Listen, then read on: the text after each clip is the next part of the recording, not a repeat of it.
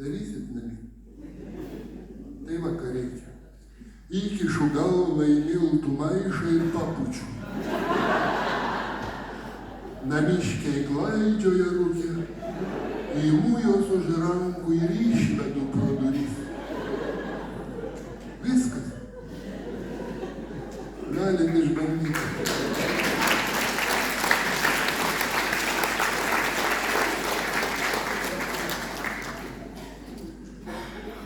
Tai dabar girdėsite kūrinį Kelias pro rūką.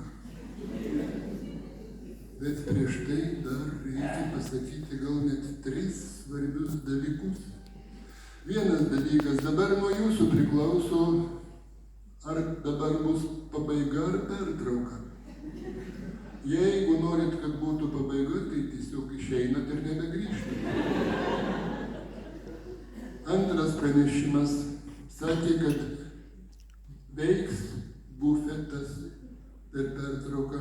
Alus nemokamai visiems. Teisingai supratau. Ir trečia, aš galbūt čia ir neišeičiau, bet aš turiu labai svarbų reikalą, noriu paskambinti Trumpui. Noriu paprašyti, kad Trumpas paskambintų Putinui ir paklaustų, kada tas puls Lietuvą.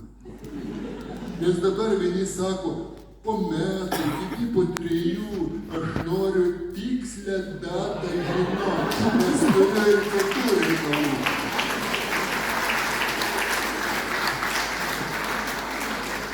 Trys, 4.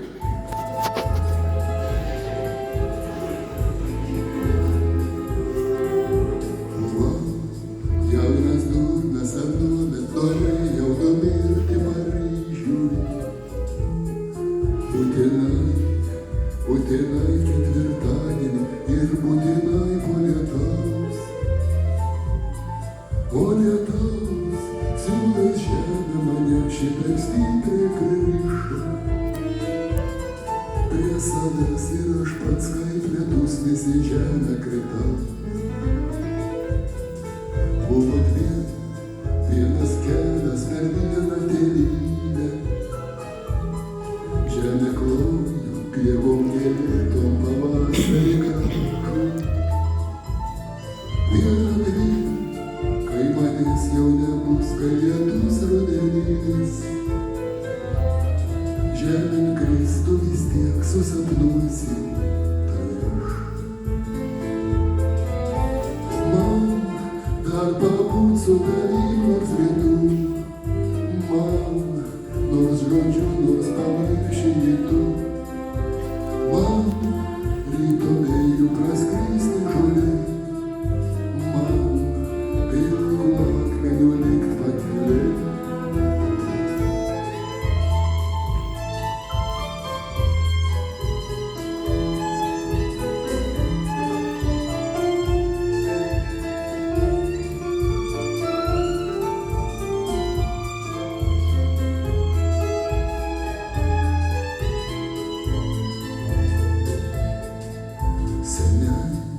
Jau senai nebenoriu numirti Paryžiui nei Vilniui.